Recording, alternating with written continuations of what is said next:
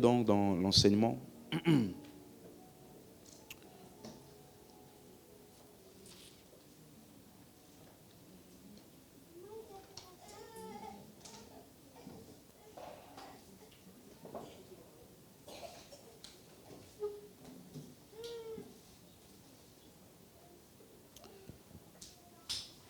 Amen. C'est pas ça, hein? C'est le nom de Jésus. Je n'ai pas fini, la conférence est finie, frère.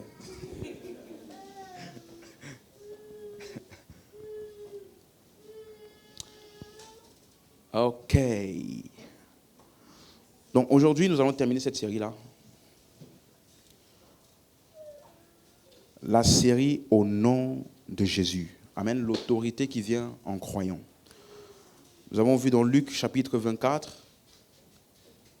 après sa résurrection, nous avons parlé de ce qu'on appelait l'ascension. Tout le monde se rappelle? Résurrection, ascension. Tu te rappelles la différence? Ok. Donc, nous avons vu qu'après sa résurrection, il y a l'ascension qui résulte donc à ce qu'on appelait l'identification, son habitation en nous. Donc, dans Luc 24, verset 46, il leur dit, « Ainsi il est écrit que le Christ souffrirait et qu'il ressusciterait des morts le troisième jour, la suite, et que la repentance et le pardon des péchés seraient prêchés en son nom à toutes les nations, à commencer par Jérusalem. » Donc, on a vu ici très clairement quand il dit prêcher en son nom. Pour tout le monde, maintenant, c'est clair. Quand on dit en son nom, ça ne veut pas dire en mentionnant son nom. N'est-ce pas? En son nom, ça parle de en ce qu'il a fait, en son œuvre, en son accomplissement. Et on a dernière fois, on a dit, donc quand je dis au nom de Jésus, je suis né de nouveau, je suis en train de dire à cause de ce que Jésus a fait, je suis né de nouveau. D'accord? Donc, on a vu que dans notre identité en Christ et le nom de Jésus, c'est la même chose. Quelqu'un comprend? C'est clair pour tout le monde jusqu'ici? Donc, quand il dit donc la rémission des péchés ou le pardon des péchés serait prêché en son nom, ça veut dire que la rémission des péchés est désormais disponible à cause de ce que Jésus a fait. Alléluia. Donc, il leur dit ici, après leur avoir prêché l'évangile, il dit la repentance et le pardon des péchés serait prêché en son nom à toutes les nations. En d'autres termes, après leur avoir prêché l'évangile, Jésus a remis entre leurs mains la vérité en laquelle ils avaient cru. Ça veut dire qu'au nom de Jésus, j'ai aussi la responsabilité de prêcher l'évangile. Ou alors l'autorité de prêcher l'évangile. C'est ça qu'on avait vu la dernière fois. Donc dans Matthieu 28, verset 18, par exemple, il dit, Jésus s'étant approché leur parlant ainsi, tout pouvoir m'a été donné dans le ciel et sur la terre. Donc c'est pour faire quoi cette autorité? Verset 19, allez, faites de toutes les nations des disciples. Verset 20, enseignez-leur à observer tout ce que je vous ai prescrit, et voici, je suis avec vous tous les jours jusqu'à la fin du monde. Donc, ça veut dire que l'autorité du croyant en Christ est pour aller affirmer, ou c'est pour les affirmations de l'évangile. Amen. Parce que je vous ai dit ici, est-ce qu'un non-croyant peut prêcher? Non? Est-ce qu'il ne peut pas dire les choses qu'on dit? Donc, quelle est la différence entre lui et nous? Donc, l'autorité là, que nous avons reçue dans le nom de Jésus, dans son habitation en nous, nous confère la responsabilité, le droit de prêcher l'évangile. C'est clair pour quelqu'un? Donc, ça veut dire que dans l'autorité du nom de Jésus, nous avons déjà parlé de ça, il y a les miracles, il y a les signes, les prodiges, mais surtout, il y a le droit, le devoir de faire quoi? Prêcher l'évangile. Et donc, on a dit, l'évangile a donc des affirmations claires. Quelles sont les affirmations de l'évangile? Il est mort, il est enseveli, il est ressuscité pour les péchés de l'humanité. N'est-ce pas? Quand il dit ici le pardon des péchés, non, on a vu tout à l'heure, le pardon des péchés et la rémission seraient prêchés en son nom. Ça veut dire que dans le nom de Jésus, ou alors dans l'évangile, nous affirmons que le pardon des péchés est disponible. Quelqu'un comprend? Donc, je t'ai dit la dernière fois, prêcher l'évangile n'est pas aller dire aux gens, Dieu va te pardonner. Si tu reçois Jésus, Dieu va te pardonner. Non. L'évangile, c'est dire aux gens, Dieu t'a pardonné. Il a rendu le pardon des péchés disponible en son nom, c'est-à-dire par son œuvre. Amen, amen, amen. Donc, ça veut dire que le pardon des péchés en son nom, nous affirmons que le péché et le règne du péché, qui est l'œuvre de l'ennemi, Jésus a l'autorité de le dissiper et de donner le pardon des péchés. Amen. On affirme aussi donc justement que nous avons l'autorité sur les œuvres du mal. Par exemple, dans Marc 16, verset 17. Donc, suis-moi bien, ça veut dire que l'autorité du croyant n'est pas pour des fins égoïstes. Moi, ma vie, mes aspirations, mes projets, j'utilise le nom de Jésus pour faire avancer ma vie. Non. Voici les miracles qui accompagneront ceux qui ont cru. En mon nom, qu'est-ce qu'ils vont faire? Ils chasseront les démons. La suite? Non. Ils parleront de nouvelles langues. Voilà l'autorité que nous avons. La suite? Ils saisiront des serpents.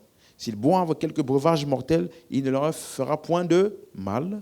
Ils imposeront les mains aux malades et les malades seront guéris. Donc, ça veut dire que l'autorité du croyant, c'est donc pour l'œuvre du ministère. Quelqu'un suit? Donc, plus tu es engagé dans l'œuvre du ministère, plus tu verras les signes. Amen, amen. Donc, ça veut dire qu'il y a une chose importante donc, à considérer et à ne pas perdre de vue.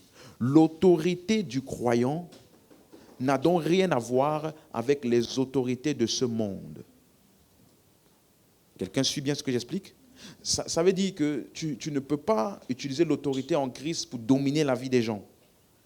Non, c'est pour dissiper les œuvres des ténèbres dans la vie des personnes. Parce qu'aujourd'hui, il y a certaines églises, j'ai déjà vu certaines théories, qui pensent que l'autorité du croyant, c'est pour aller commander les gens dans ton travail. Ou bien détrôner ton chef et prendre sa place. Jésus n'a jamais fait ça. C'est une chose remarquable. Depuis que Jésus a été sur la terre, quand Jésus était sur la terre, aucun leader séculier n'a perdu son poste. Vous avez remarqué ça? Ni Hérode, ni Pilate, ni les souverains sacrificateurs qui étaient les autorités dans le temple. Ils sont restés à leur poste. Alors que Jésus-Christ était là. Donc l'autorité du croyant, ce n'est pas d'imposer ta foi aux gens. Vous savez, il y a des gens qui pensent que si un chrétien devient président, ça va nous aider. Parce que pour eux, le chrétien président, là, qu'est-ce qu'il va faire?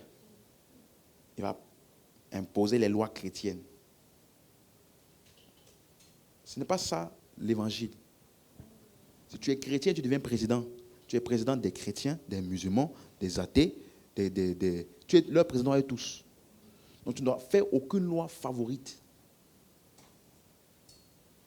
Quelqu'un comprend ce que j'explique là? Parce que ce n'est pas ça l'autorité que nous avons reçue. L'autorité que nous avons reçue, que nous avons vu Jésus agir, qu'est-ce qu'il faisait? Il chassait les démons. Il guérissait les malades. Partout où il voyait Satan, qui détruisait la vie des gens, il les libérait de son emprise. Voilà l'autorité que nous avons reçue. Non, les gens qui comprennent mal l'autorité aujourd'hui, oh non, nous allons prendre les rênes de ce pays. Ou bien quelqu'un disait, comment un musulman peut être le maire de ta ville? Et vous les chrétiens, qu'est-ce que vous faites? Prenez votre place en Christ. Dominons le monde. Si c'était là à l'époque de Jésus, ils allaient dire, que faites-vous pendant que Hérode est roi? Que faites-vous pendant que Pilate est roi? Que faites-vous? Matthieu, pourquoi tu as laissé les impôts? Va prendre le monde des impôts. Va dominer le monde des impôts. Pierre, le monde de la pêche là, domine ça en Christ. Dieu n'est pas contre le fait que tu réussisses, mais ce n'est pas ça l'autorité que nous avons reçue. Personne en acceptant Jésus est devenu riche parce qu'il a accepté Jésus. Quelqu'un a compris? Donc, c'est important de comprendre parce que notre œuvre, notre travail est spirituel. Nous ne combattons pas contre la chair et le sang. Nous guérissons les malades, nous chassons les démons, nous prêchons l'évangile et les cœurs reçoivent la vie éternelle. C'est clair? L'autorité du croyant est pour les affirmations de l'évangile. Le nom est pour les affirmations, pour ce que Jésus a fait. Nous prêchons sa grâce et nous la démontrons dans la vie des gens. Dis amen si tu as suivi. C'est pour ça que la dernière fois, j'avais fini en te disant, depuis que cet enseignement a commencé, ça doit te pousser à faire plus. Et d'ici, n'oublie pas ce qu'il a dit, hein, j'étais très sérieux. Si, jusqu'à la moitié de cette année, tout le monde ici n'a pas encore chassé des démons, je vais m'assurer que des occasions se présentent pour que tu puisses le faire. Parce que j'ai déjà vu des chrétiens, ils voient démons manifestent, lui aussi, il tremble. Donc, entre vous deux là, qui a peur de qui? Amen, hein? Ça fait partie de l'œuvre du ministère. Dis amen, dis amen. Guérir les malades. Prêcher l'évangile. On doit faire plus. Donc, dans Hébreux 13, verset 15, par lui, offrons sans cesse à Dieu un sacrifice de louange, c'est-à-dire le fruit de nos lèvres qui confesse son nom. Donc, voici encore un endroit où son nom est utilisé, n'est-ce pas? Et le mot confession, c'est le mot grec homologeo. Homologeo. Ça veut dire parler en accord avec. Reconnaître. Être d'accord avec. Quelqu'un comprend? Ça veut dire quand je confesse, ça veut dire je dis la même chose en accord avec. Suivez? Donc, ici, il dit le sacrifice de louange. Donc, même quand nous faisons la louange, notre louange doit faire quoi? Confesser son nom. Confesser son nom, ça ne veut pas dire Jésus. Quelqu'un vous vous rappelez, n'est-ce pas? Parce que, par exemple, dans Hébreux 2, donc avant Hébreux 13, là, juste avant, il avait déjà commencé à expliquer. Hébreux 2, verset 12, version Darby, il a dit « J'annoncerai ton nom à mes frères. Au milieu de l'assemblée, je chanterai tes louanges. » Donc, nos louanges là sont pour annoncer son nom. Or, c'est quoi son nom? Hein? Ce qu'il a fait. Or, qu'est-ce qu'il a fait? Verset 10. Il convenait pour lui, à cause de qui sont toutes choses, et par qui sont toutes choses, que amenons plusieurs fils où? À la gloire. Voilà ce qu'il a fait. Donc, en d'autres termes, la vraie louange consiste à affirmer par des mélodies l'œuvre de Christ, ce qu'il a fait. Ça veut dire que les vrais chants chrétiens devraient donc être des chants qui exaltent le Christ basé sur son œuvre ou qui exhortent ou instruisent les croyants sur qui ils sont devenus basés sur l'œuvre de Christ.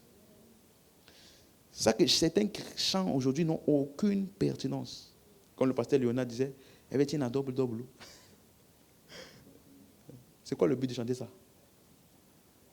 Il y a des chants là, c'est juste des chants de, comment on appelle ça, divertissement. Pour ne pas écouter la musique du monde. Parce que la musique du monde, il y a des paroles obscènes.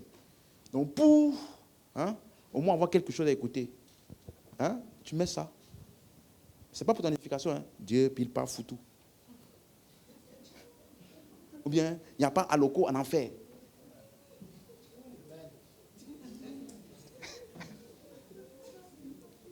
Ça là, tu penses que tu vas chanter ça dans ton temps de prière? Hein? Il n'y a pas aloko en enfer. Ou bien, Dieu pile pas foutu. Pile pas foutu.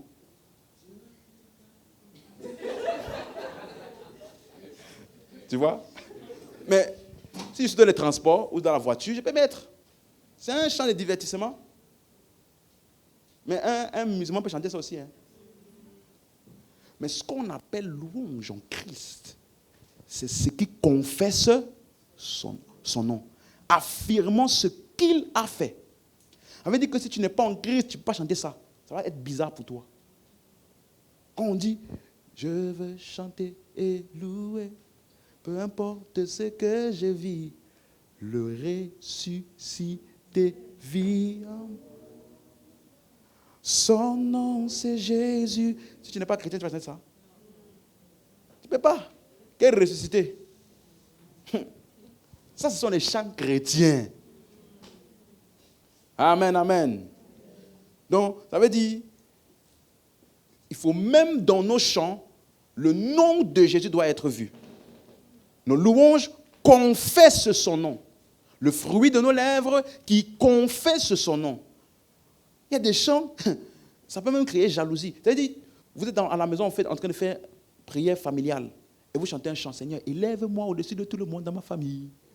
Tout le monde chante ça. Ou, je suis le Joseph de ma famille. Ok, si tout le monde est le Joseph de sa famille, qui va rejeter qui? Ça, ce sont des chansons Chanel. Vous comprenez? Jésus n'est pas mort et ressuscité pour que tu sois élevé dans la vie.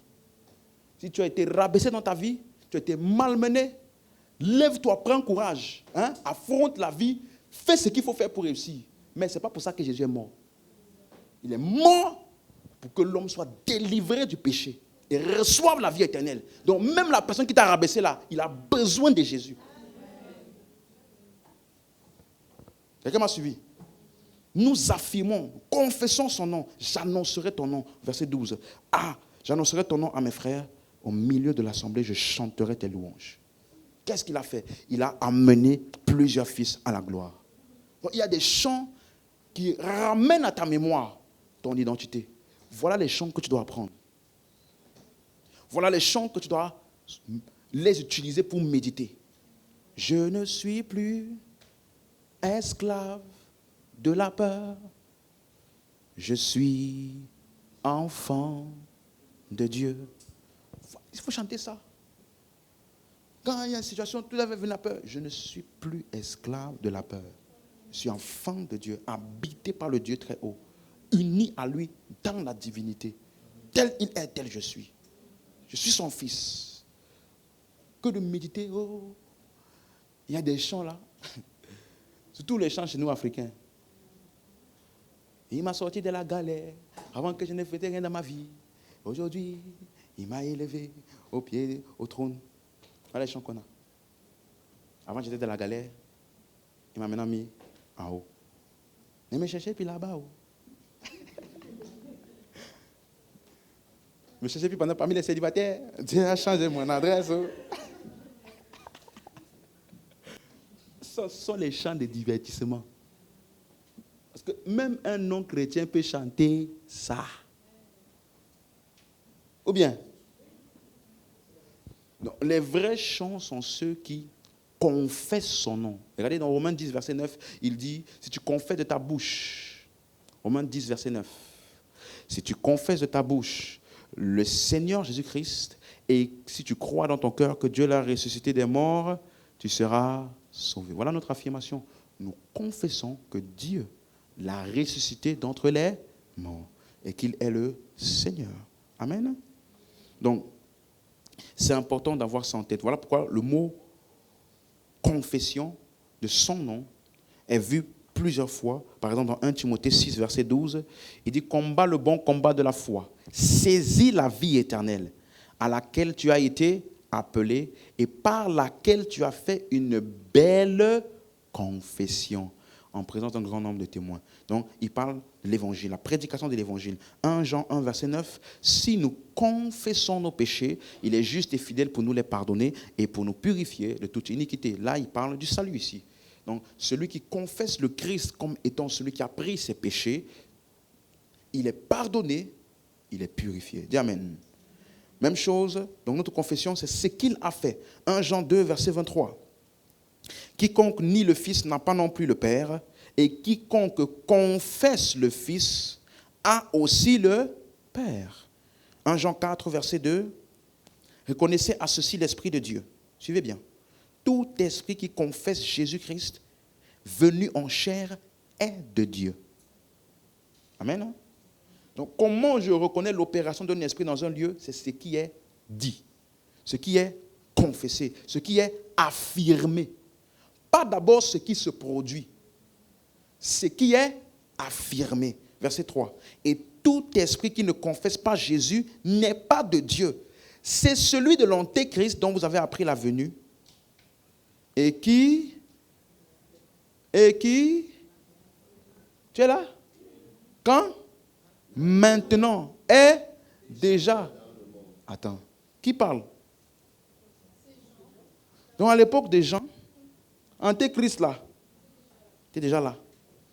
Et il y en a qui attendent toujours l'Antéchrist. Verset 15. Celui qui confessera que Jésus est le Fils de Dieu, Dieu demeure en lui et lui en Dieu. 2 Jean 1, verset 7. Car plusieurs séducteurs sont entrés dans le monde qui ne confessent point que Jésus est venu en chair. Suis bien. Plusieurs quoi? Vous avez lu? Séducteur là, c'est mis pour des hommes, n'est-ce pas? C'est ça? Regardez. Ils sont entrés dans le monde qui ne confessent point que Jésus est venu en chair. Celui qui est tel, c'est le et. C'est clair? Donc, Antéchrist là, ce n'est pas une personne. C'est toute personne qui, dans sa doctrine, renie la divinité et l'humanité de Jésus-Christ. Donc, ils sont plusieurs. Ils sont été là depuis le temps des gens jusqu'à aujourd'hui. C'est clair? Donc, toutes les religions que tu connais, toutes les croyances que tu connais, qui renient la divinité de Christ, qui renient sa divinité et son humanité, parce qu'il dit Jésus est venu en chair. On n'a pas dit Jésus a été fait chair, il est venu. Ça veut dire qu'il était quelque part avant. Ça parle de son origine divine et de sa venue dans l'humanité.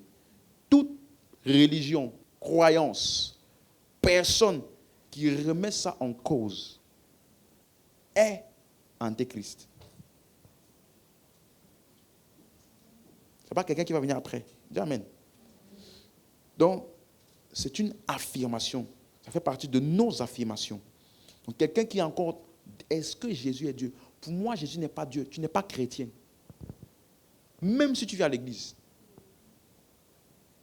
Parce que la Bible dit, personne ne peut dire Jésus est Seigneur. Si ce n'est par le Saint-Esprit. Donc, quelqu'un, même si tu n'as pas toute l'explication, même si tu n'as pas encore tous les versets qui te démontrent ça, mais au moins, tu es convaincu de ça où? Dans ton cœur. Parce que c'est une conviction qui vient de l'Esprit. Amen, amen. Parce que j'ai écouté un débat religieux, et puis il y a un chrétien qui est venu poser une question. Tellement que le musulman là l'avait débattu, le chrétien a dit, moi je ne dis pas que Jésus est Dieu, mais je dis aussi qu'il n'est pas un simple prophète. Toi et musulman là, vous êtes dans le même camp. Suivez? D'autres disent Jésus est la première créature de Dieu. Que Dieu a créé en premier pour ensuite créer tout. N'est-ce pas? Vous voyez de qui je parle, n'est-ce pas? Parce que ils n'ont pas compris le verset que je vous ai expliqué dans la conférence. Il est le premier-né de la création. Pour eux, ça veut dire qu'il est la première créature. Parce qu'ils n'ont pas compris. C'est clair? Donc, nous avons dans notre foi des affirmations claires. C'est pour cela que tu vas voir, par exemple, Acte 3, verset 16. Amen, amen. Quelqu'un là? Ok. Le premier miracle que Pierre a fait, et j'aimerais que tu sois attentif. Parce que si tu comprends ça, toi aussi tu vas faire les miracles. Bon. Amen aux quelques personnes qui ont dit amen là. On va faire les miracles ensemble. Et regardez, Pierre, il a guéri, n'est-ce pas, un boiteux qui était devant la porte de la belle. Il a dit, je n'ai ni or ni argent, ce que j'ai, je te donne. Au nom de Jésus, lève-toi et marche, n'est-ce pas? Quand les gens ont commencé à le questionner, Pourquoi il a été guéri? Comment tu as fait? Regardez le verset 16, il dit, et par la foi en son nom. Son nom a raffermi cet homme que vous voyez et que vous connaissez. Donc, c'est par la foi en son nom que son nom a raffermi. Donc, il faut qu'il y ait foi en son nom pour que son nom puisse raffermir. Vous avez lu comme moi? C'est par la foi en son nom que son nom a raffermi cet homme que vous voyez et que vous connaissez.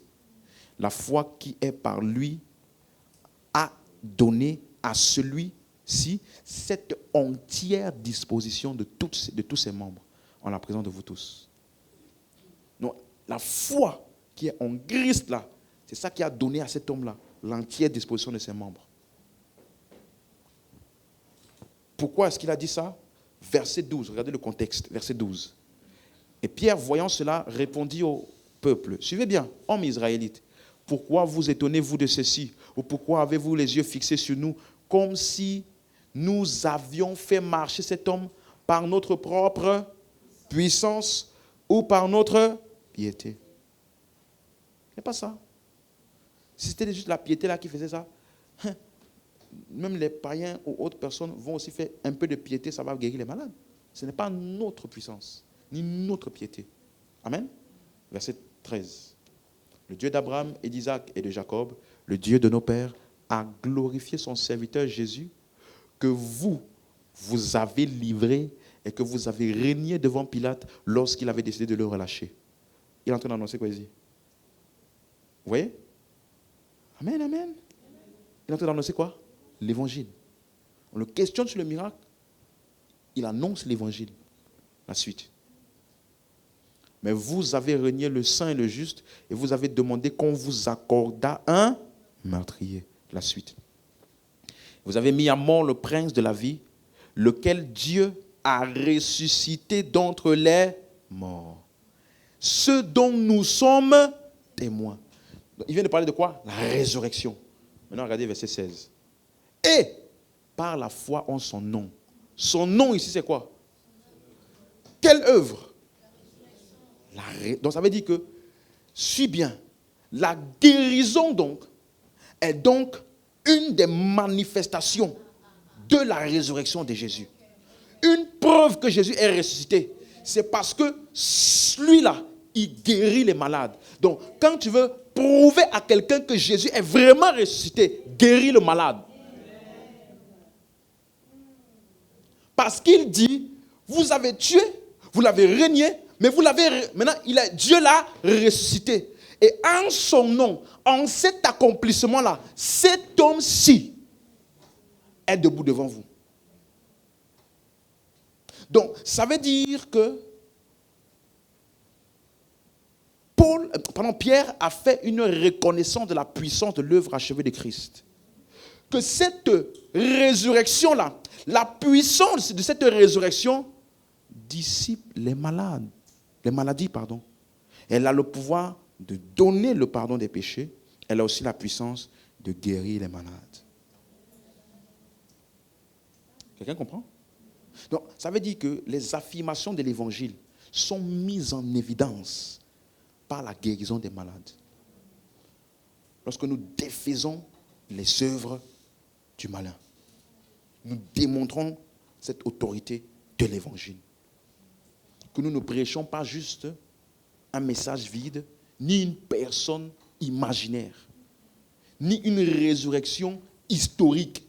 Ce n'est pas un événement, c'est un événement réel et actuel. Il est toujours vivant. Tu n'es pas sûr, lève-toi et marche. Donc, c'est pour cela que j'avais dit pendant la conférence, qu'est-ce qui est le plus dur? Accorder le pardon des péchés ou dire à ces paralytiques, lève-toi et marche.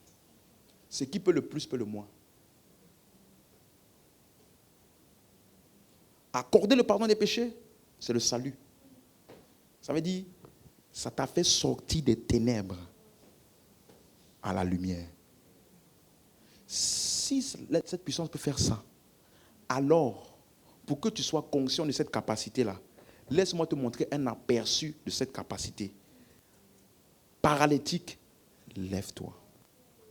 C'est pour ça qu'on appelle ça des signes. Écoute bien. Ça veut dire qu'un signe n'est pas une finalité. Un signe est quelque chose qui pointe vers quelque chose. Quand tu arrives dans le métro, dans la gare, tu vas voir un panneau qui te dit métro 4 vers telle direction.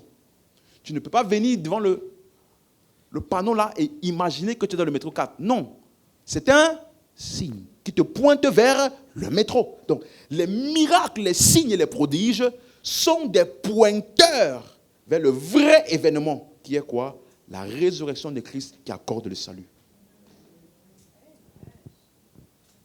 Donc, si jamais, en tant que croyant, tu n'es pas conscient de l'autorité du nom de Jésus, tu risques d'être frustré quand on va questionner ton message. Mais tu peux le prouver. Comment? En guérissant des malades et en libérant des oppressés. Amen. Donc, pour faire l'œuvre du ministère de manière efficace, tu ne peux pas te contenter d'être juste un parleur.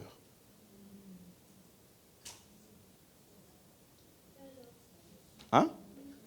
Il faut que, il y a des personnes à qui tu vas parler, ils vont accepter. À qui tu vas parler, ça va leur suffire. Il y a des gens à qui ça ne va pas leur suffire. Et il ne faut pas dire, vous êtes trop dur, vraiment, vous êtes trop dans le superficiel. C'est la parole qui compte. Oui, pour qu'ils comprennent que la parole compte, convainc-les que la parole là est vraie. Parce que s'ils appellent ça superficiel, c'est parce qu'il y a quelqu'un d'autre qui leur montre quelque chose à côté. Quelqu'un comprend ce que j'explique? Donc, l'autorité du nom de Jésus est pour accomplir l'œuvre du ministère. Elle me donne l'autorité de prêcher l'évangile, d'amener les gens au salut. Mais une des avenues qui va ouvrir le cœur de la personne pour qu'elle puisse maintenant entendre le message que je dis là, c'est quoi? Les signes. On appelle ça des signes. Ça pointe vers quelque chose. Ah, il s'est levé. Tout le monde le connaissait. Il s'est levé. Qu'est-ce qui s'est passé? Viens, je t'explique. Celui qui est ressuscité là, il vit en moi. Et comme il est vivant en moi, voilà ce que sa puissance peut faire. Donc, si tu crois en lui aujourd'hui, j'ai pris pour nous. Moins de débats, plus de démonstrations. Moins de débats, plus de démonstrations.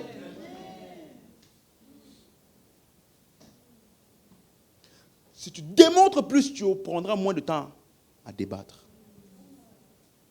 Même s'il y a des personnes pour qui là, leur moyen d'être sauvé, là, c'est par débat. Pour les appelle réfuter les contradicteurs. Donc, il ne faut pas écouter ce que j'ai dit, tu vas dire maintenant, on s'en fout de la parole désormais. Priez. Là, tu veux déjà qu'écoute-toi à l'extrême. Ah, c'est pas important, on s'en fout. Hey, laisse-moi d'abord vous trouver comment faire les miracles. Non. Les deux vont ensemble. Alléluia. Non. Parce que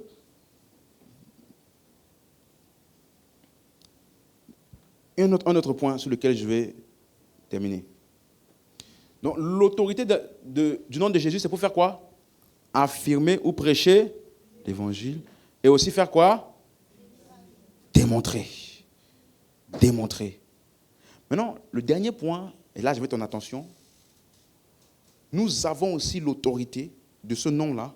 Dans ce nom-là, le droit et le privilège que nous avons, c'est de souffrir.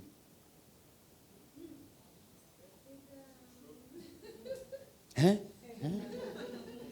Je m'étais un peu endormi, souffrir. Qu'est-ce qui s'est passé? Parce que, écoute bien, il y a des gens qui vont voir des miracles, qui vont entendre la parole, mais ils ne croiront pas. Parce que si Jésus a eu des gens devant qui il a fait des miracles et il a prêché, et après ils l'ont appelé comment? Belzébul. Donc, il ne faut pas écouter ce que je te dis maintenant. Et tu penses que personne sur la terre ne peut résister. Il a dit dans Marc 16, verset 16, n'est-ce pas? Allez prêcher la bonne nouvelle à toute la création. Celui qui quoi? Et sera baptisé, sera, tu as lu? Il ne s'est pas arrêté là. Celui qui... Donc ça veut dire que dans les gens à qui nous allons prêcher, même si les signes nous accompagnent, il y a des gens qui vont croire, il y a des gens qui ne vont pas croire. Il y a des gens qui ont des théologies, non. La raison pour laquelle, parce que la grâce de Dieu là, elle est irrésistible. Qui t'a dit ça?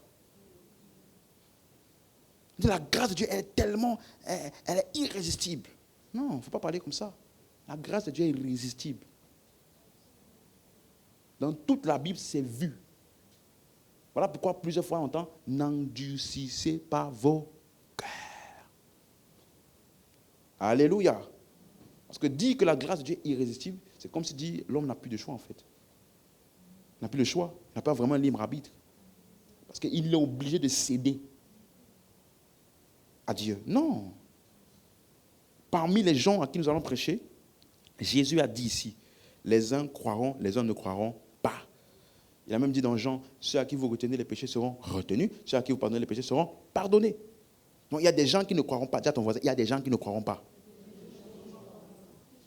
Et parmi les gens qui ne croiront pas là, des fois, ils ne vont pas s'arrêter juste à ne pas croire. Ils vont devenir ceux qui t'opposent. Jésus les a appelés des serpents. Je vous envoie comme des brebis au milieu des loups. Ils sont rusés, malins comme des serpents. Ce sont des hommes dangereux. Mais au milieu de tout ça, là, tu dois continuer à affirmer. C'est clair?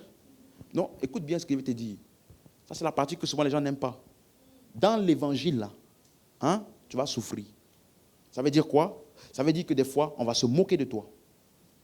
Tu vas avoir une discussion avec tout le monde. Vous pouvez parler de tout, des choses intellectuelles. Vous parlez de la France, vous parlez de tout.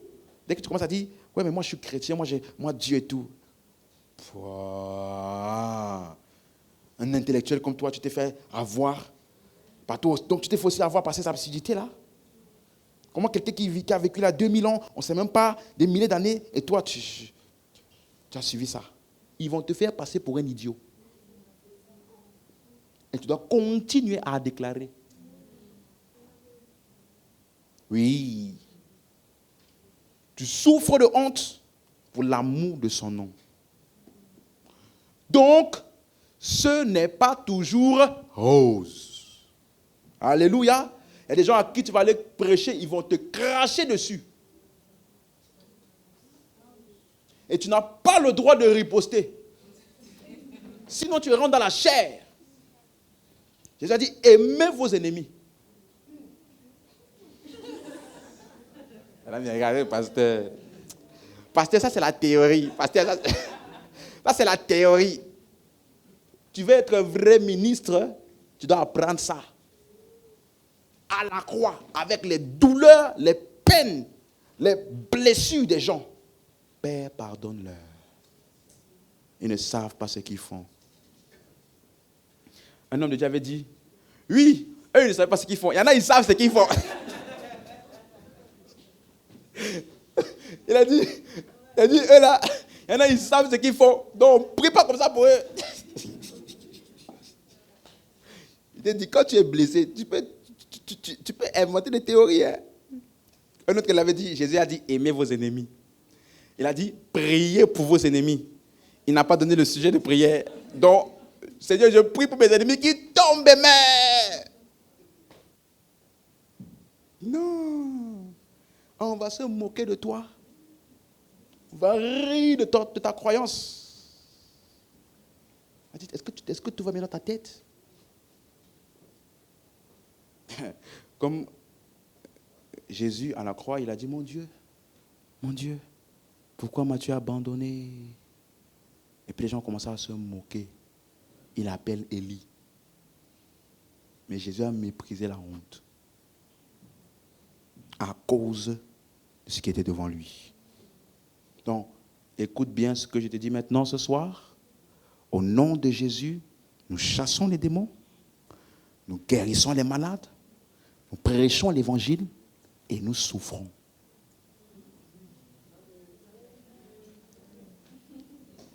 Même si tu ne dis pas Amen. c'est pas toi, Amen, qui va valider ça. C'est déjà validé. Donc, il y en a même, ils vont voir les miracles. Et c'est le miracle là qui va faire qu'ils vont te combattre. Donc, quand je t'enseigne, montre, démontre. Oui, il y en a, ça va ouvrir leur cœur. Il y en a, ça va bien fermer leur cœur davantage. Regardez un texte, Acte 4, verset 18. Donc, quand Pierre, n'est-ce pas, il a guéri le boiteux, comme vous avez vu tout le monde, on a vu tout à l'heure, n'est-ce pas? Et que les gens ont demandé, comment tu as fait? Il a commencé à faire quoi? Prêcher l'évangile. En son nom. C'était quoi son nom? Il a prêché la résurrection. Quand les souverains sacrificateurs ont entendu comment la foule était en train de donner l'oreille et le cœur au fait que, en fait, le Jésus qu'eux, ils ont crucifié là, en fait, il est vraiment ressuscité. Alors qu'ils avaient pris beaucoup d'argent pour répandre la nouvelle dans toute la ville qu'ils avaient volé son corps. Ils ont répandu la nouvelle. Ils ont payé plusieurs personnes à aller répandre partout. Ils ont volé son corps. Les disciples viennent et disent non, il est ressuscité. Voici la preuve. Alors qu'est-ce qu'ils ont fait? Et les ayant appelés, ils leur défendirent absolument de parler et d'enseigner au nom de Jésus. Ça veut dire quoi au nom de Jésus ici? D'enseigner qu'il est ressuscité. Arrêtez de dire ça à tout le monde ici. Arrêtez de répondre cette nouvelle-là. Qu'il est ressuscité. Donc, ils sont passés de la moquerie à la menace. Acte 5, verset 40. Tu es là. Ils ont continué. Quand on a dit ça, ils ont continué. Regarde ce qui s'est passé. Ils se rangèrent à son avis. Donc, après, on les a arrêtés à nouveau. Il y a donc un d'entre eux qui a dit, soyez sages les amis. Ne courez pas le risque d'avoir combattu Dieu. Si cette œuvre est de Dieu, personne ne pourra l'arrêter. Mais si ce n'est pas de Dieu, elle se détruira. Alors, ils se rangèrent à son avis. Et ayant appelé les apôtres, ils les firent quoi? Non, dis ça plus fort. Ils les firent quoi? Ça veut dire quoi en français? Parce que battre des verges là, c'est un peu français compliqué. On les a chicotés. Imagine-toi les papas. On dit mettez-vous par terre. Fiou! Et il leur défendit de parler au nom de Jésus. Et il est... Avant qu'on élise la suite, si toi tu viens de te faire chicoter au nom de Jésus, dis sans effet là ça ne marche pas. Oh Seigneur, accorde la grâce à ton peuple. Hein?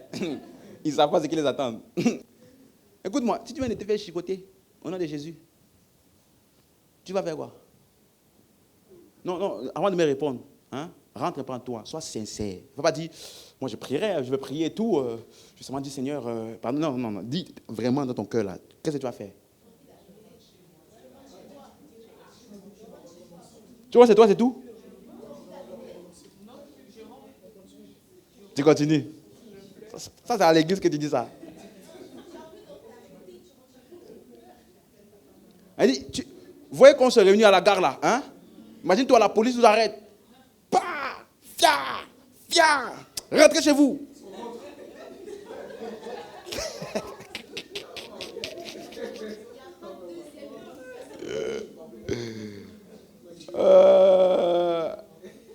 Ok. Tu vois un peu? Imagine-toi, tu viens de finir une grande croisade. Tu as guéri. Ça veut dire que la puissance de Dieu était à l'œuvre à travers toi. Tu as guéri un malade. Ça veut dire que la puissance là a affecté l'état physique de quelqu'un. Tu viens de ressusciter un mort. Et après, quelqu'un vient te gifler. Bah! Et rien ne lui arrive. Parce que ça n'a aucun sens.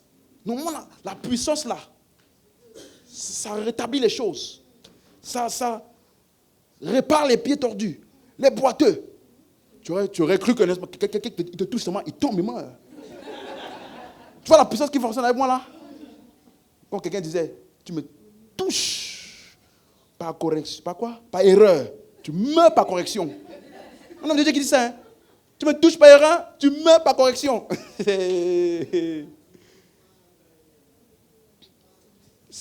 Tu vois, en fait, c'est ça le dilemme. La puissance de Dieu là transforme des vies. Ça répare des corps. Hein? Et puis toi, chargé de toute la puissance là, on vient te gifler.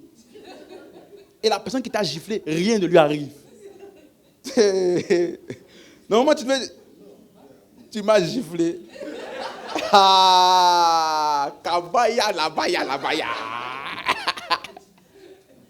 C'est ce que tu aurais cru, hein? Si tu tombes, il y a un homme de Dieu, il a dit, c'est à moi qui as dit ça. Tu es paralysé maintenant. Non, c'est pas la blague, hein? Le gars est tombé sur place. Les gens ont dit, waouh, power. Après, il a dit, soit tu te répands pour naître de nouveau, soit tu meurs. Choisis. Même si je ne crois pas. Même si je ne croyais pas. J'ai choisi de naître de nouveau. Après, je me dénais de nouveau après. L'évangile ne fonctionne pas par la peur ni les menaces. Ça fonctionne par la foi. Non, on leur a donné l'ordre de ne plus enseigner au nom de Jésus. On les a frappés de verge. Maintenant, regarde. Lis bien. Suis-moi bien. Lis bien. Parce que nous suivons les hommes des apôtres. Hein? Oui? Hein? Verset 41. 1, 2, 3, go.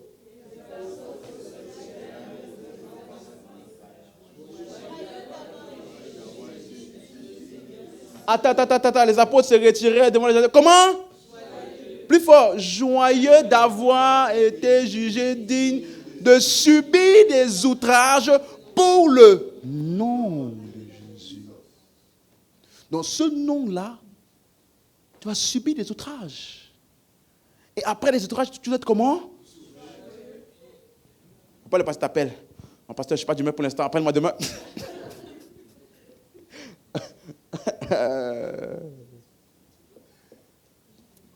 Vous avez vu? Ils n'ont pas dit venez. Ils nous ont touchés. C'est à nous qu'ils ont fait ça. Ils ne savent pas. Je me rappelle, il y a un frère, il disait ça. On l'avait humilié à l'église. Une sœur. Il m'a appelé. Il a dit, il a touché la prunelle de Dieu. Il y a des gens qu'on touche. Il y a des gens qu'on ne touche pas. Il a fait des prières. Incantations. Hein. Père, je la mets ici maintenant. Je l'entoure. C'est la frustration qui le fait faire ça. Mais regarde, acte 4, verset 29. Suis-moi. Ils ne sont pas tenus la main en disant, Seigneur, ne laisse pas les païens dire, où est ton Dieu? Où est ton Dieu?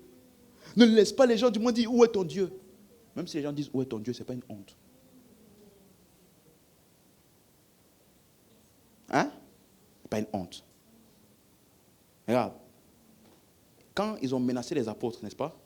Les apôtres sont allés prier. Ils sont allés vers les leurs, ils ont prié. Regardez ce qu'ils ont prié. Maintenant, Seigneur. 1, 2, 3, go. Attends. 1, 2, 3, go. Donc, qu'est-ce que Dieu fait? Donc, comme toi, tu vois là, lui aussi. Quand il y a menace, c'est tout ce que Dieu peut faire. Voir. Donc, quand tu pries, Seigneur, regarde la menace, il dit oui, je constate. Je fais le constat avec toi. Il y a vraiment des menaces. Je suis d'accord, il y a des menaces. C'est tout ce qu'il va faire. Non. Parce que Dieu, j'ai déjà expliqué ceci, n'est-ce pas, les événements de la terre, j'ai expliqué ça aussi dans d'autres séries sur la prière. Dieu ne peut pas arrêter les persécutions. Pourquoi? Parce que la persécution vient du cœur de l'homme contre la parole, contre les serviteurs. Donc, comme Dieu ne peut pas empêcher un homme de pécher, en contrôlant sa volonté, il ne peut pas empêcher un persécuteur. Parce que ça voudrait dire que la personne n'a pas de volonté. Mais ce que Dieu peut faire, c'est te fortifier au milieu de ça. T'accorder la force et l'audace de continuer à affirmer les affirmations de l'Évangile. Même au milieu des persécutions. Regarde, laisse-moi te donner quelques mots. Acte 5, 41. Comme ça, tu vas voir des synonymes. Hein? Donc, les apôtres se retirèrent de devant le Sanhédrin, joyeux d'avoir été jugés dignes. De faire quoi? Subir des outrages. Donc c'est un privilège. Tout le monde lit? Ok. Au cas où ce n'était pas très clair, version semeur, subir des outrages, ça veut dire quoi? Que Dieu les avait jugés dignes de faire quoi? Souffrir l'humiliation pour Jésus. Tu as vu? Donc pour Jésus là, on souffre des humiliations. Et ça fait partie du nom de Jésus. C'est un privilège que j'ai été humilié à cause de ma foi en Christ. Amen. Version second 21.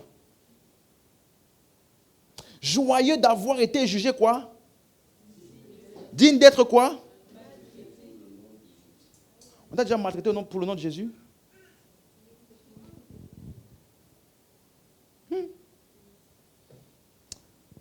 Vraiment, notre génération. Écoute-moi. Je peux te parler? Je peux te parler? Pardon déjà de ce que je vais dire. Hein. Tout chrétien qui n'a pas encore souffert pour l'évangile n'a pas de récompense en Dieu.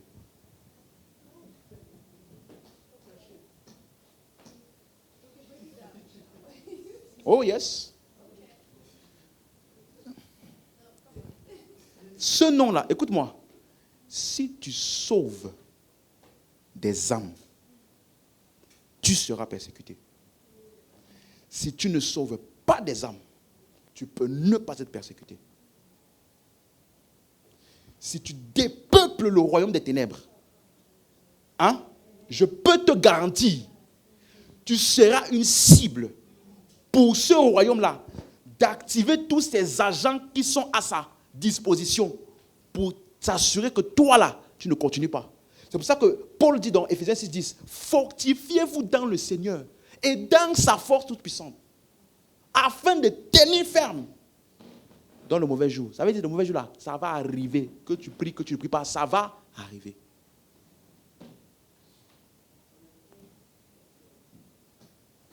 Tu n'as jamais souffert. Ça veut dire que tu n'as pas encore commencé vraiment. Tu es encore à l'écodine. On est encore en train de te donner les pampers. On met, tu fais un bébé, on met un peu. Quand tu vas voir la statue, tu vas voir les types de situations qui vont venir devant toi. Elle dit, ta propre famille te dit, si tu continues à suivre ton Jésus là, comme tu le fais là, tu ne peux pas rester dans cette maison. Alors qu'avant dans le monde, tu sortais, tu vas là, tu as la boîte de nuit. Hein? Tu rentrais le matin. Jette la chose là-bas, jette tout. Bah. Là, tu rentres de l'église, le soir de veille de prière. Tu rentres à la maison. Tu ranges tout. Propre. Dès que tu te couches, on ouvre la porte. Tu dors quoi? Tu dors quoi? Hein? Tu ne dors pas dans cette maison. Il y a des phases, hein? Tu vas avoir des situations, ça n'a aucun sens. Tu ne sais même pas pourquoi on est contre toi. Tu n'as aucune idée, mais on est contre toi.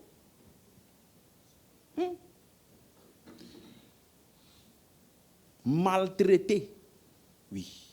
Humilié, pour le nom de Jésus, oui. Le nom de Jésus est accompagné de signes et de miracles, mais aussi de souffrances, de honte et de moquerie. Tu rentres, on vient chez toi, ou quelqu'un, ta bibliothèque, il n'y a que... Je me rappelle une fois, on avait une réunion de travail. J'avais oublié. J'avais un livre, livre PDF ouvert. Comme c'est aussi la bibliothèque sur laquelle je fais sur mes messages. Word aussi, ouvert. Et la collègue, elle est juste venue. Ah, montre-moi un truc vite fait. Elle a vu tout livre, prédication, Jésus, Bible, tout ouvert. Mon ordinateur. Heureusement qu'elle est respectueuse. Elle a dit, elle ne s'est pas moquée, quoi. Elle a fait comme si elle n'a pas vu. J'ai fermé. Elle dit, tu voulais quoi déjà? Et puis je lui ai donné ce qu'elle voulait dans mon ordinateur. Quelqu'un me suit ici. Et si tu n'es pas spirituellement développé et conscient de ça, ça va t'atteindre. Hein? Ça va t'atteindre. Je n'aime pas souvent dire ça, mais je me rappelle une fois, je suis arrivé en France parce que j'étais, pour les études, n'est-ce pas? J'étais très catholique. Moi, j'étais catholique là. Ancré. Et puis quand je suis arrivé en France, après un an, j'ai été abordé par quelqu'un, il m'a invité dans une église, je suis allé, ça m'a marqué, m'a touché, ce qui avait été dit, tout ça. J'ai décidé d'aller là-bas. Après un an après, à peu près en restant là-bas, j'allais le dimanche là-bas à cette église, et le dimanche soir, j'allais à la messe. Parce que j'ai été éduqué catholique, donc pour moi, je pouvais joindre les deux. Jusqu'à un jour, une d'entre elles m'a dit, pourquoi tu vas là-bas et tu viens ici? Elle m'a dit, je lui ai dit, non, parce que moi j'ai toujours été catholique. Ça m'a préservé de beaucoup de choses. Je connais beaucoup de gens qui sont venus, qui ont fait n'importe quoi, mais moi j'avais des principes à cause de l'éducation que j'ai reçue. Elle a vu que j'étais encore trop assurant. Elle m'a laissé. 6 mois plus tard, elle m'a reposé la même question. Et là, je ne sais pas pourquoi ce jour-là, je ne savais pas quoi dire. Après, elle a ouvert la Bible, elle m'a montré, regarde. J'ai dit, ok, je laisse. Et laisser. Tu as laissé quoi? Chez nous, catholiques, ce n'est pas juste aller à l'église, hein. C'est identité familiale. On m'a fait réunion. Heureusement que j'étais en France, les parents étaient en Afrique. Réunion sur Skype. Qu'est-ce que j'apprends? Tu n'es plus là-bas. Pourquoi? Tu vas retourner là-bas très vite. Non, mais parce que j'ai vu des choses dans la Bible. Oui, même si tu as vu des choses dans la Bible, va demander au curé. Il va te poser tes questions, il va te répondre. OK? Moi, je venais de me convertir. Je n'avais jamais confronté mon père. Mais jamais. J'avais peur. J'ai dit, d'accord, papa. D'accord. Et puis, moi, je vais à l'église. J'explique ça au pasteur. Tout triste, abattu. Il rigole. Je dis, hein? Non, tu n'as pas bien compris. Mais ma famille entière contre moi. Il rigole. Je dis, mais attends. Il dit, ok, viens t'asseoir. Il m'a assis. Il m'a montré 3 versets. Ça m'a changé. Je crois que ce sont ces versets-là qui m'ont fait tenir tout ce que j'ai subi. Il disait, heureux serez-vous lorsqu'on vous affligera et on vous accablera à cause de son nom. Réjouissez-vous parce que votre récompense est grande dans les cieux. Mais quand il a ouvert ça, le mot réjouissez-vous là, ça résonnait en moi. Mais comme jamais, j'ai commencé à sourire avec lui. J'avais oublié ce qui m'attendait. Vraiment, j'ai commencé à sourire, j'étais tout content, joyeux. Je suis rentré le soir. Mon père m'envoie un message. Est-ce que tu allais voir le curé?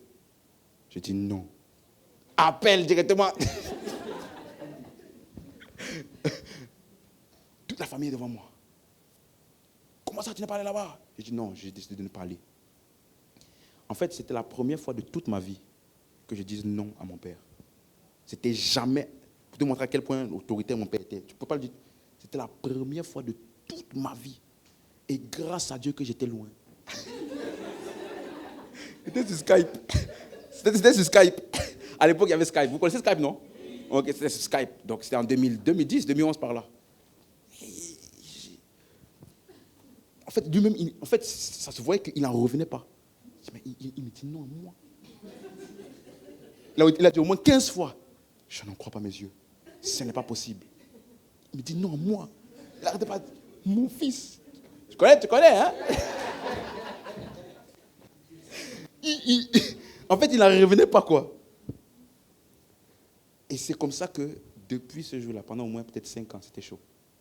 Tous les jours, on m'appelait. Bon, après, il y a aussi une part, parce que la doctrine là-bas n'était pas très bonne. Donc, il y a aussi des erreurs que j'ai faites. Okay? Mais en tout cas, juste mon changement, ça a été très difficile. Je me rappelle une fois, ma mère m'a appelé, elle m'a dit, avant qu'on me parlait de toi, là-bas au pays, on était fiers de parler de toi. Aujourd'hui, tu as une honte. Imagine-toi, ta mère te dit ça. Et après, le lendemain, tu vas aller à l'église. Hein. Il y a des gens que tu dois édifier. Et à cette époque-là, je venais d'avoir mon diplôme aussi. À la même époque, même KFC, je ne trouvais pas le travail. Imagine, KFC. Je sors mon CV, diplôme d'ingénieur. KFC ne me prend pas. C'était une période bizarre. Et puis j'étais là, je venais à l'église. Les jeunes là, je les motivais. Tu pouvais penser que j'étais milliardaire. C'est comme ça qu'on a appris. C'est comme ça qu'on a appris. Humiliation, insulte, tout ce que tu veux. On a dit, c'est pas grave. On a continué. Donc, pourquoi je te raconte ça? Pour te dire que ne pense pas que c'est toujours rose. Beaucoup de chrétiens ont été découragés, refroidis en chemin parce qu'ils avaient une idée en tête selon laquelle tout devait être rose. On ne leur a pas dit qu'il y a aussi souffrance dedans. Donc quand je t'annonce et que je te parle du nom de Jésus, sois aussi conscient que tu vas avoir des gens qui te sont chers. Parce que pourquoi le diable utiliserait des gens qui ne te font aucun effet? Ça va avoir des effets sur toi. Si je veux te décourager, je vais prendre les personnes les plus proches de toi pour te dire des paroles qui vont étouffer ton élan.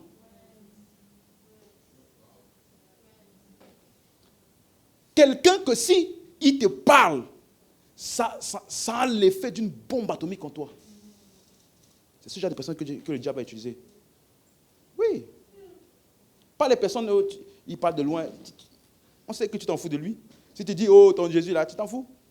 Dès que tu as fini la discussion avec lui, tu t'es passé à autre chose. Mais quelqu'un, par exemple, qui t'a élevé. Ça dit, même si tu ne veux pas, il y a un lien entre vous. Donc, ces paroles comptent. C'est elle là qui te dit, tu es trop radical. Jésus de quoi? Nous tous, on a connu Jésus. Hein. On n'a pas été radical comme toi là. Tu penses que ton Jésus là, c'est le meilleur Jésus de la terre, plus que nous? Ah, on dirait qu'ils ne sont pas seuls ici. Hein? Ok.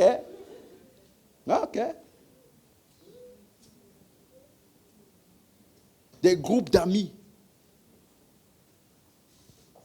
Chrétiens, hein?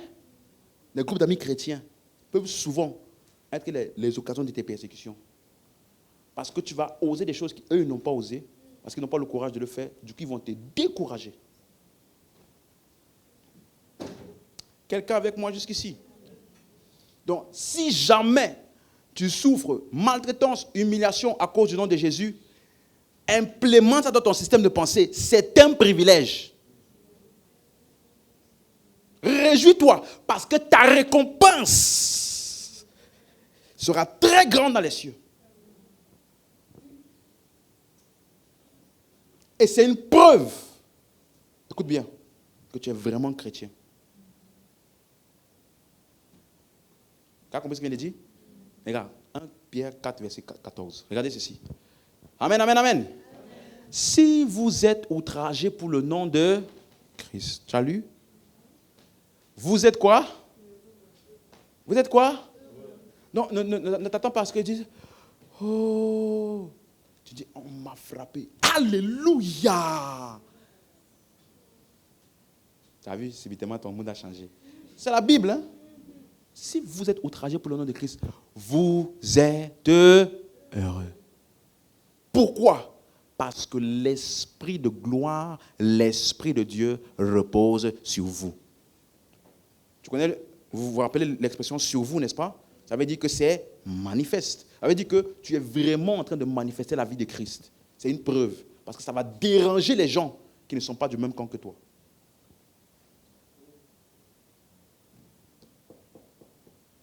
Amen, amen, amen. Ok.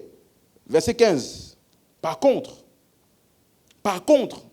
c'est important de préciser ça, que nul de vous, en effet, ne souffre comme un meurtrier, ou voleur, ou malfaiteur, suis bien, ou comme s'ingérant dans les affaires d'autrui. Chez les Ivoiriens, les appellent quoi? Voilà. Les comméreurs, papatoueurs, ça ne te concerne pas, tu n'as rien à voir dedans, c'est toi qui vas mettre ta bouche dedans. Après, quand on rebondit sur toi, tu as vu? Le monde est contre moi. C'est ma croix. C'est ma croix. C'est pas ta croix, c'est toi qui t'as cherché. Oh, amen, hein? Donc, il y a beaucoup là. Ce n'est pas persécution que tu as. Non. Tu as voulu, on t'a attrapé. Et puis tu dis, rends-moi justice. Quelle justice? Ou on m'a persécuté? On ne t'a pas persécuté. Verset 16. Mais si quelqu'un souffre comme chrétien, qu'il n'en ait point honte. Et que plutôt il glorifie Dieu à cause de ce nom. Voilà la réaction. N'aie pas honte. Paul dit, moi, les souffrances que j'ai là, c'est qui manque aux souffrances de Christ. Il dit, je le souffre dans le corps de ma chair, afin que la vie soit communiquée à plusieurs. C'est un privilège. Donc, ça, il dit, si tu vois un chrétien qui n'a jamais souffert pour l'évangile, jamais, c'est un chrétien qui est encore ici. Il n'a pas encore vraiment commencé la vie avec Dieu. Il n'a pas de récompense. Car nous avons le devoir de prêcher, nous avons le devoir de dissiper les œuvres des ténèbres en son nom. Nous avons aussi le devoir de souffrir. On se moquera de toi, rira de toi, beaucoup vont s'acharner sur toi, mais tu dois regarder ça comme un sujet de joie. Avec moi, j'ai l'autorité en son nom de prêcher l'évangile. J'ai l'autorité, chasser les démons, guérir les malades, arracher les hommes de l'oppression du diable. Mais j'ai aussi l'autorité de souffrir en son nom. Et tu vois, des fois c'est tellement grave que même après avoir fait un miracle, la persécution commence. Vous vous rappelez, Jésus l'a guéri. Ça, c'est une des histoires qui m'a toujours questionné. Il y a un homme qui, depuis la naissance, ou qui, depuis je ne sais pas combien d'années, est possédé, le démoniaque de Gadara. Il vit dans les cimetières. On l'a enchaîné, il a brisé les chaînes. On l'a enchaîné, il a brisé les chaînes. Donc tout le monde était fatigué de lui. Jésus arrive dans la ville. Qui y a-t-il entre toi et moi? Il commande au démon de sortir. Il a l'aide sans l'aide des porceaux. Mais l'homme là a tout son sens maintenant. Il est bien. Et la Bible dit que toute la ville est sortie pour lui demander, sors de notre ville. Tu peux m'expliquer le lien?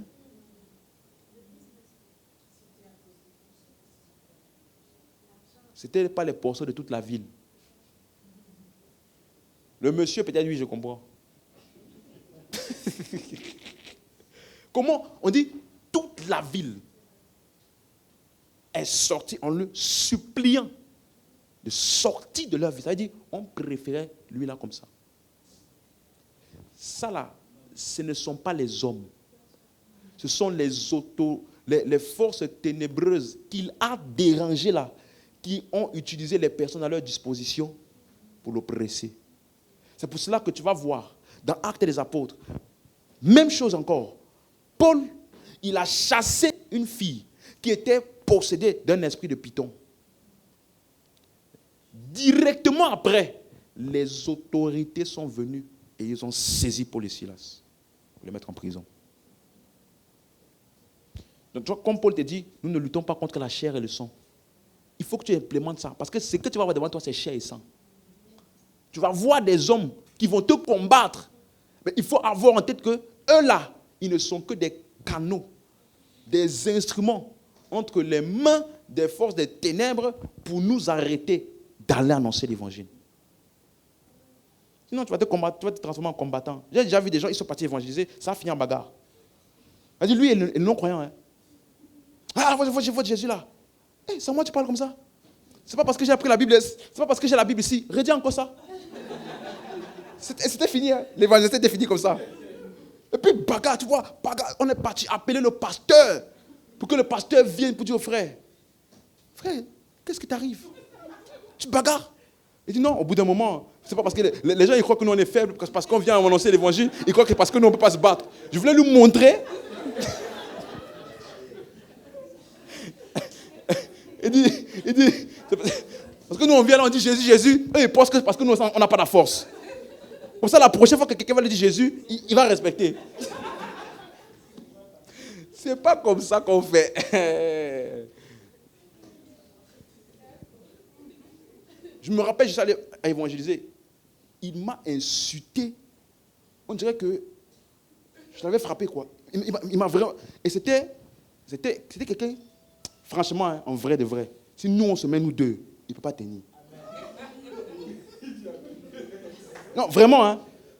Il ne peut pas tenir même 10 secondes avec moi. Et puis il dit, vous Jésus, là, je ne sais pas quoi, là. Prenez ça, allez là-bas. J'ai pris mes choses.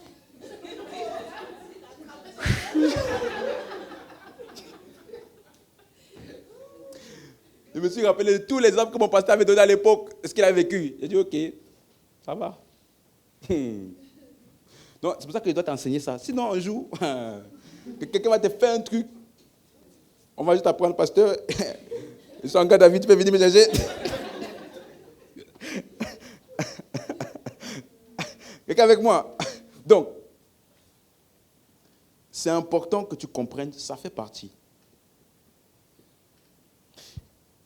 Ils ont guéri des malades, chassé des démons. On les a frappés. Quelqu'un va se poser la question, comment Dieu ne les a pas arrêtés? Hein? Laisse-moi te donner la réponse. Parce que Dieu est aussi glorifié quand on vous fait ça. C'est un privilège. N'oublie pas, j'ai été jugé digne. Ça veut dire que ce n'est pas pour tous. Donc, tu dois habituer et réapprendre à ton système de pensée à te réjouir lorsque tu es persécuté. C'est pour ça que Paul dit dans 2 Corinthiens 12, verset 7, bon, malheureusement, des gens ont mal interprété ça, en parlant de maladie, je ne sais pas quoi. Il dit, pour que je ne sois pas enflé d'orgueil, à cause de l'excellence de ces révélations, il m'a été mis une écharde dans la chair. Les gens ont dit Paul avait une maladie pour laquelle il avait prié, mais Dieu n'avait pas guéri. Tu lis la Bible comment? On dit une écharde dans la chair, il spécifie un ange de Satan. Le mot ange là, dans la version en King James en français, c'est le mot un messager. Un messager de Satan. Ça veut dire que pendant qu'il faisait l'œuvre du ministère, il y avait toujours des gens qui proféraient des paroles contradictoires à ce que Paul disait. Des gens qui venaient toujours montrer que ce que Paul dit n'est pas vrai. Des gens qui venaient toujours s'opposer à ce que Paul disait. Parce que si il avait l'excellence de la connaissance des révélations qu'il avait, ça faisait l'unanimité pour tout le monde. Il a dit, mais attends, je suis la bouche autorisée de Dieu dans ma génération. Je suis le seul à qui Dieu donne. Il faut qu'il y ait des gens qui sont tête dure, que tu as l'impression que ça ne rentre pas dans leur tête pour que tu restes humble. Quelqu'un comprend?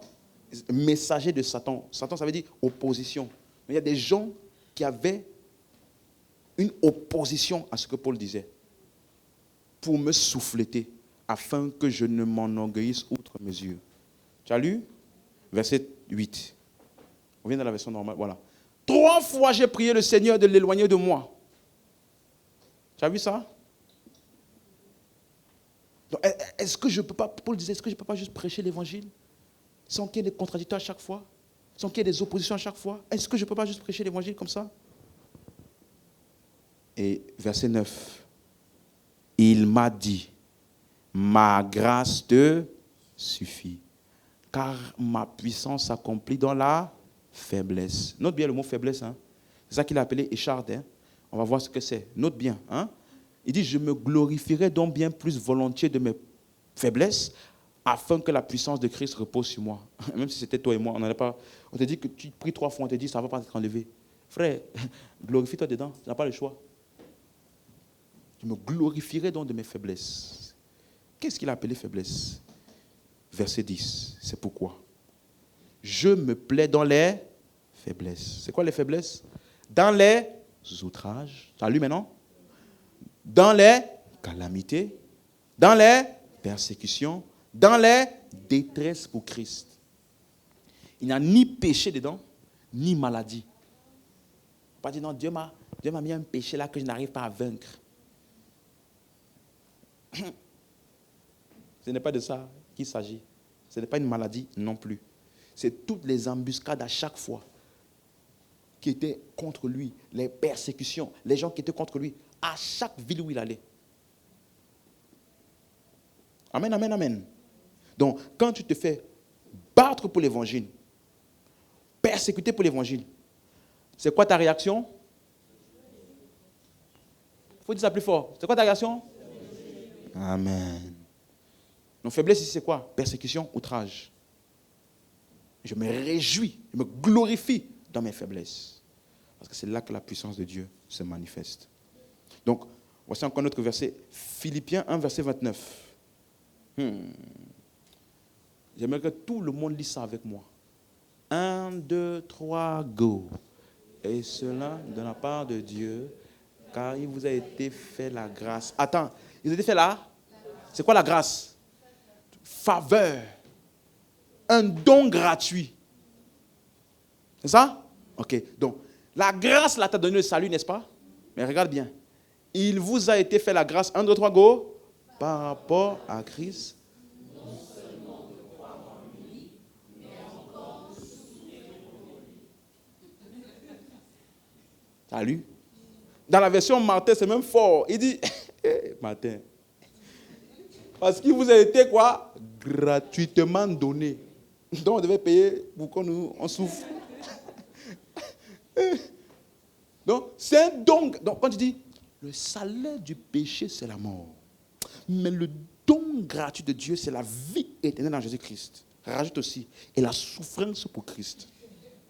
C'est ça le don gratuit là. Donc c'est une grâce de souffrir pour Christ. C'est un don qui vient avec le salut. Donc comme le ministère, ça vient avec le salut. La souffrance aussi vient avec le salut. Mais jusqu'à maintenant, tu as bien compris ce que j'appelle souffrance. Je n'ai pas dit maladie. Je n'ai pas dit péché. Et je n'ai pas dit, tu ne fais rien dans ta vie. Tu n'es rien dans la vie. Et tu dis, c'est ma souffrance pour Christ. Ça n'a rien à voir avec Christ. On est d'accord? Ça fait partie, ce dont je parle, c'est dans l'œuvre du ministère et mon avancement dans le plan de Dieu, il y aura des persécutions et des oppositions pour mon avancement dans ça. C'est ça qu'on appelle souffrance. Il ne faut pas dire, je n'ai plus besoin de travailler, tu ne deviens pas reçu et puis tu dis, c'est ma croix. Ce n'est pas ta croix. Est-ce qu'on est ensemble jusqu'ici? Non, parce qu'il y a beaucoup là, ils confondent tout. C'est mon poids, c'est ma croix. Dieu m'a appelé à rester au chômage. Ok. Acte 9, verset 13. Donc, c'est pour ça que souvent, je m'étonne, comme Paul dit. Je m'étonne. Toutes les prophéties qu'on te donne, c'est seulement les bonnes choses. Ou tout ce que Dieu t'a dit. Je vois une grande étoile, tu verras des nations, tu feras des grandes choses. Ok. Mais regarde, regarde ce que Ananias a été commissionné d'aller dire à Paul. Ananias répond quoi? Seigneur, j'ai appris de plusieurs personnes tout le mal que cet homme a fait à tes saints dans Jérusalem. Tu as lu? La suite. Et il a ici des pouvoirs de la part des principaux sacrificateurs pour lier tous ceux qui invoquent ton nom. La suite. Mais le Seigneur lui dit. Qui dit? Jésus, n'est-ce pas? Ok. Va, car cet homme est un instrument que j'ai choisi. Qui ici pense qu'il est choisi de Dieu? Tu as peur de lever la main? Tu crois que tu es choisi de Dieu? Un instrument pour faire de grandes choses? Amen. Donc, Dieu t'a choisi pour porter mon nom devant les nations. Amen. Ok. Devant les rois. Et devant les fils d'Israël. Bon, ça c'est eux. La suite. Et je lui montrerai. Hé Jésus, tu t'es trompé de personne. Je lui montrerai tout ce qu'il doit souffrir pour mon nom. Donc toi, dans tes expériences-là, Dieu te dit juste, oh ma fille, tu as un grand appel, tu porteras mon nom devant les nations, on va te frapper. Non, t'as jamais dit ça? Dieu t'a jamais dit ça? On va te frapper. Tu seras rejeté. Mais tiens bon, car la récompense est grande. Donc désormais, l'enseignement aussi bien, n'est-ce pas? Sa façon, ton système de pensée, qu'on va dire maintenant, ministrer les uns aux autres. Pas dire les bonnes choses. Si tu reçois si tu vois un peu quelqu'un là, en prison, je sens que de voir, c'est comme si tu étais en prison, sans effet.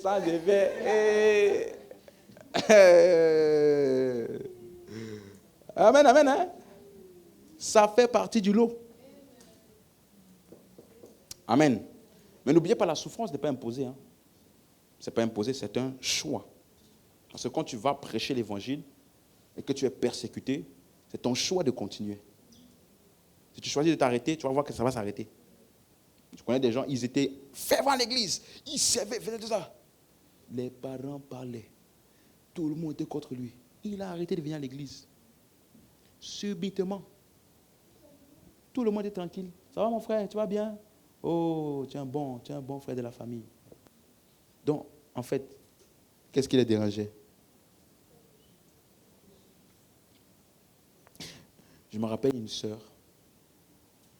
Elle était vraiment dans le monde. Vous voyez déjà des filles qui, tous les soirs en soirée, tous les week-ends, en soirée. Elle faisait 3-4 jours sans rentrer. Elle vivait encore chez ses parents. Elle s'est convertie. Mais vraiment, c'est le genre de conversion radicale là. Elle a, du jour au lendemain, elle a tout arrêté. Tout. Elle a commencé à devenir vraiment très fervente à l'église. Après, genre 6 mois, ses parents sont venus à l'église. Fait un scandale pendant le culte. Oh, vous avez lavé le cerveau de ma fille. Vous avez fait ceci, vous avez fait cela. À ma fille. Elle rentre tard. Tous les jours, elle rentre tard. Les week-ends, elle rentre tard. À cause de l'église. Alors le pasteur, c'était vraiment un pasteur très sage. Il est resté calme. Il n'a rien dit. Elle a parlé. Il a dit, ok. C'est qui votre fille ici dans l'assemblée? Les parents ont montré. La voilà. Il a dit, viens. Elle était déjà devenue ouvrière dans l'église. Elle dit, maman, il n'y a pas de problème. On va vous rendre votre fille. Elle s'appelait Nathalie.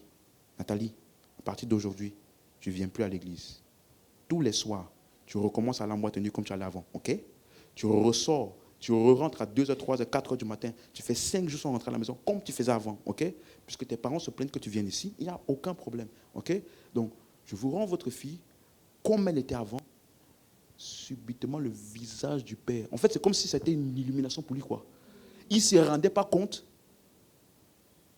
du fait qu'elle avait vraiment changé, quoi. C'est comme s'il y avait, comme je dis, un voile qui l'empêchait en fait de voir les bienfaits de ce que sa fille était devenue.